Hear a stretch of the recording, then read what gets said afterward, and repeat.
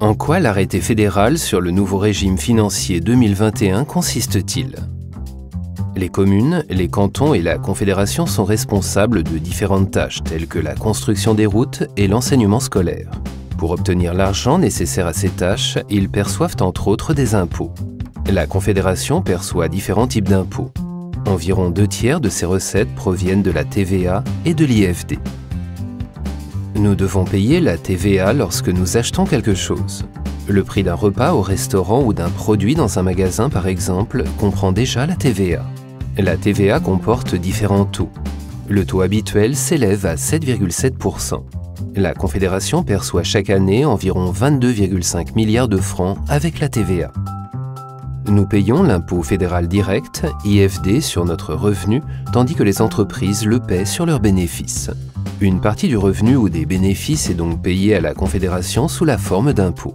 Le montant des impôts dépend du montant du revenu ou des bénéfices. La Confédération perçoit chaque année environ 21 milliards de francs avec l'IFD. La Constitution fédérale stipule que la Confédération est autorisée à prélever la TVA et l'IFD. La perception est limitée à une certaine période. Selon la Constitution fédérale, la Confédération est compétente pour prélever les deux impôts jusqu'à fin 2020. Pour que la Confédération puisse continuer à percevoir les deux impôts après 2020, la Constitution fédérale doit être modifiée. Qu'est-ce qui changerait? Si l'objet est accepté, la Constitution fédérale sera modifiée. La Constitution fédérale stipulera alors que la Confédération sera autorisée à prélever la TVA et l'IFD jusqu'à fin 2035.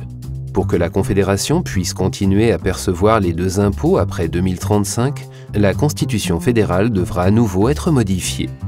Si l'objet est refusé, la Confédération ne sera plus autorisée à prélever la TVA et l'IFD à partir de 2021. Quels sont les arguments des partisans? La TVA et l'IFD représentent les principales recettes de la Confédération.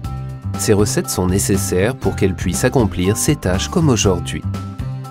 Le montant et la nature des impôts resteront exactement comme aujourd'hui. Rien ne changera par rapport à la situation actuelle. La perception continuera à être limitée dans le temps. Dans 15 ans au plus tard, il faudra donc à nouveau discuter des deux impôts. Quels sont les arguments des opposants?